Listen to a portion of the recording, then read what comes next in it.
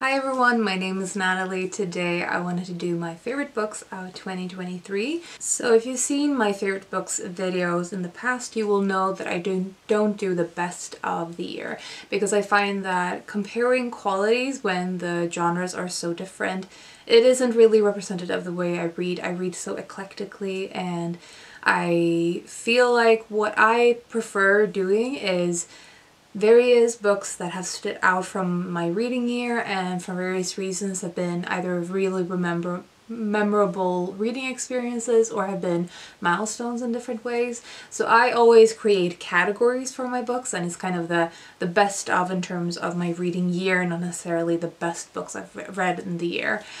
So with that caveat or the disclaimer out of the way, let's start talking through my categories of my favorite books of 2023. So the first category I have is my new favorite author. This one I talked about very recently. It is In the Dream House by Carmen Maria Machado. This book is such a good book, so well written, and I think what makes me feel like this is a new favorite author is I'm just in such awe of what she is able to produce in this book. It is a memoir told in very short essays. Flash nonfiction is what I come back to in terms of describing what the style of this is, but it is very experimentally written in the sense that it's centering around the dream house that is both a physical place as well as this imagery of domestic safety and happiness. And because it's about domestic abuse, it's constantly talking about the illusion or the dreams of the house, not necessarily the reality. And the way she explores domestic abuse, the way she explores very intimate memories, the framing of what is happening and the meaning of certain events. I think there's just she is just such a extraordinary author and writer.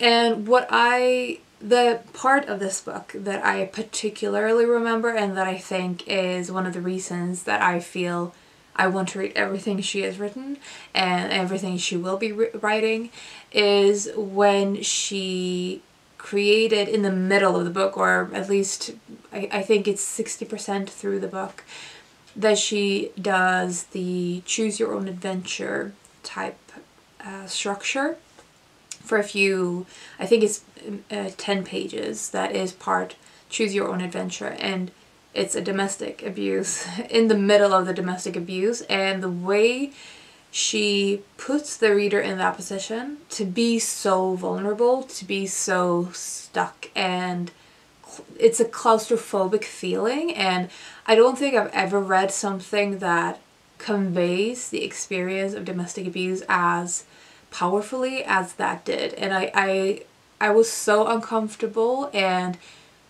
at awe, as I said, of her ability to create that sensation. Next we have the category of favorite characters. So this is not necessarily my favorite character as in I don't love the character on her own. I guess this is my favorite character to follow, and that is the protagonist of There's No Such Thing as an Easy Job by Kikuko Tsumura and translated by Polly Barton. I just enjoyed the reading experience of this so much, and I've read this over the course of almost 2 months and actually read it quite actively, so I was only reading it to and from work or during lunch breaks. So it's very much weaved into my memories of the spring of 2023 because it was my constant companion, and the protagonist ended up being my constant companion as well. This is about a woman who goes through several different jobs trying to find something that requires as little of her as possible while also earning her money. The stories of the jobs themselves are very entertaining and fun to read, but there was just something about the protagonist that I really enjoyed spending time with her.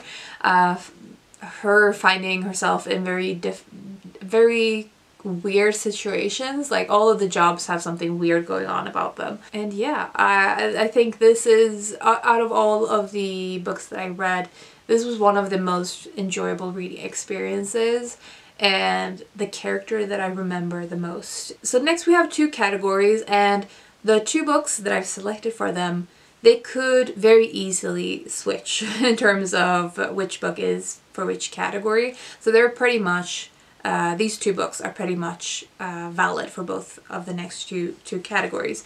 So the next one I have is the book I want to reread the most, and that is A Matter of Appearance, a memoir of chronic illness by Emily Wells. So it's a book about chronic illness, as the title suggests. It's also a book about hysteria and the way that history and society have dealt with women's illness, women's bodies. Also the way that women's bodies have been dealt with in different mediums like art and dance, particularly ballet. It is a confrontation of physical pain and a reframing of what pain means and how it can shape your life. It's a book about disability in a larger sense, and it's just, there was just so many things that kind of started my cogs moving, and it really made me want to read more in the same vein. And I think because it feels like this is so dense in terms of there's so many ideas, so many thoughts, and I did annotate a lot in this, but I also feel like I've only read, or I've only sort of grasped a small section of this book, and I feel like I need to revisit it several times in order to keep pulling from this. So that is why it is the book that I want to reread the most. Definitely several others that I've read this year that I would like to reread, but this one I think would just be such a rewarding experience every time I return to it. Fantastic. And then the other one, the next category is my most annotated book, and like I said, that could easily have been the Emily Wells book, but I selected Translating Myself and Others by Jhumpa Lahiri. And this is an essay collection. It's a lot about language and about translation, about writing. She writes a lot about discovering Italian and adopting it as her language of choice. So she learned Italian and started writing it a few years ago, and that was kind of a controversial decision, I think, that she had already been a published author in English and decided to just switch.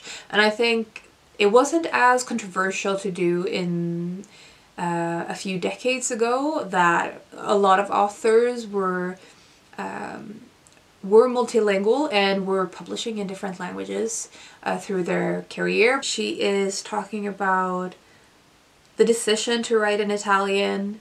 She kind of confronts those questions that has been asked by her. She also talks about translation and being a translator from the Italian to English and that process of that, and the art in that as well. That is, I think, sometimes overlooked, that it isn't a mechanical thing, or it's not only a question of technique. It's a lot about aesthetics and a lot about artistic choices.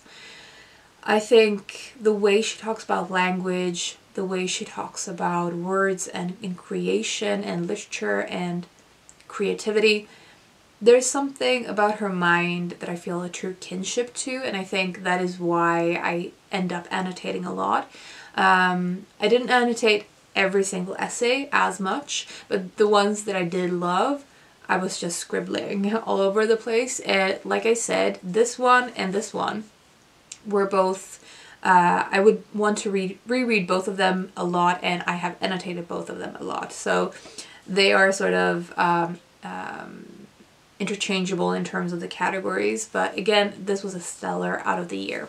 Next we have my most enjoyable book, and I will say that this is not necessarily it isn't the only book that I've really enjoyed. Like I said, There's No Such Thing as an Easy Job was definitely one of my most enjoyable reading experiences, and similarly I've read other books that I've really enjoyed the process, but this one is a personal one, okay, and that is Loveless by Alice Oseman.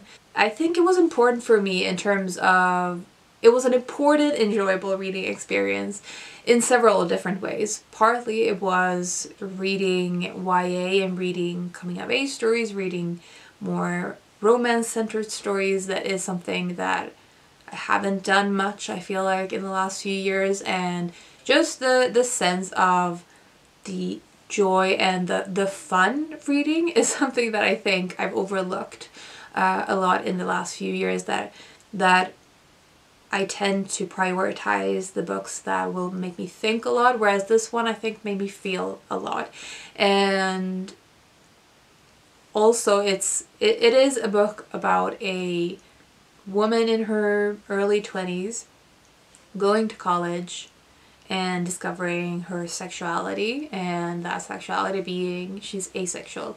And I think for me, it was an important book to see this narrative being represented, which, to be honest, is an extremely rare occasion. There's not a lot of ace rep in fiction. It's even less if it's adult fiction. I think probably in part because it's not a term that has been used very frequently for a very long time. But also there's, I think, a willingness to write these kinds of stories in the YA sphere, which I really appreciate. This one, there's a sense of relatability in it that made it very enjoyable. There's a sense of escapism and being invested in the friendships that it explores and the different ways that they end up hurting each other, the different ways that they end up being there for each other and try to make up for their flaws and their mistakes.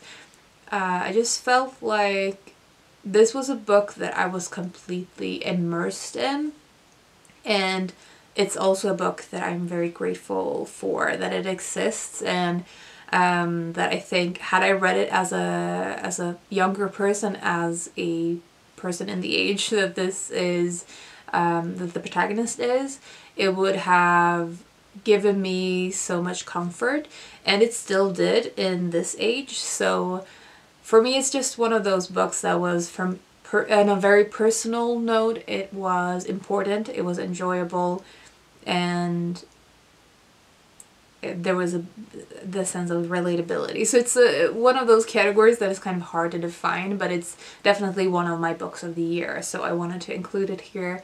Next category I have is the best novel of the year, the best fiction that I've read this year. That is Isis Ballad by Magda Szabó, translated by George Sirtes. I think Magda Szabó has become one of my favorite authors. I want to revisit all of her books before I say that fully with full strength behind that, but this was a flawlessly constructed book, thematically so interesting, poignant, emotional, hit me like a gut punch. This book is about a mother-daughter relationship and the different ways that they end up hurting each other despite the best of intentions. It's about aging and a sense of loss of importance and loss of purpose. It's a book about lack of agency. It's a book about miscommunication. And I mean, I love Szabó's writing. It is, up to date, my favorite of her books because it hit me emotionally in the way that none of her other books have. I have loved all of them. I have thought they were so engaging, so well written. The characterization in particular is one of the things that she really excels at. But this one, for me, again, this was personally hit me very strongly, and I think it's probably to do with me loving these type of stories, and mother-daughter relationships. Familial relationships is one of my favorite things to read about. And the themes as well I really love. So this was a stellar, as soon as I started reading this, I knew that it would end up becoming one of my favorite of the year, and nothing has surpassed it in terms of fiction. Okay, the last one, the last category is my best book of the year. So this will not come as a surprise. It's Ace by Angela Chen. What Asexuality Reveals About Desire, Society, and the Meaning of Sex. It is a fantastically written book. It is so thought-provoking. To me, it should be compulsory reading in schools. It's a book that talks about what asexuality is, like the subtitle says, but it's also so important for everyone who isn't asexual as well, because it's kind of pokes at a lot of the preconceptions that we have, even if we don't think about it. Like if you say more than friends, those kinds of things that everyone does, like my second half, that you're not complete unless you have a partner, that is implied in those types of phrases. And Angela Chen talks about a society where couplehood is expected. It is the epitome of success if you have a relationship. Even if that relationship isn't happy, it's still better. There's questions about what sexuality is, what desire is, what you should want with your life, and what is expected of you, and why those expectations exist. And she talks about consent, and she talks about different types of relationships that aren't romantic. I feel like if you're a person who enjoys reading or thinking about sexuality or relationships, you must read this book. For me, it was a book that reframed a lot of my thoughts about myself and gave me words to express a lot of the things that I'd already been thinking that I hadn't been able to put into those clear thoughts. It was a book that made me look inwardly in a new way, and that also shaped up my reading year in the sense that I ended up reading a lot of queer books the rest of the year, really embracing that part of me. I feel so incredibly grateful for this book, so I don't know how to sell it more than that. It's the best book of the year. Is the best book, one of the best books I've read of all of my life, and I don't think that will ever change because of its importance to me. So if that doesn't make you want to read this book, I don't know what will. Okay, so those are all of my favorite books of 2023. Have you read any of these? What did you think of them? Hopefully you enjoyed them as much as I did. Thank you so much for watching. I hope you've had a fantastic holiday season. That was all I wanted to say. Hope you're having a fantastic day, and I will talk to you soon. Bye.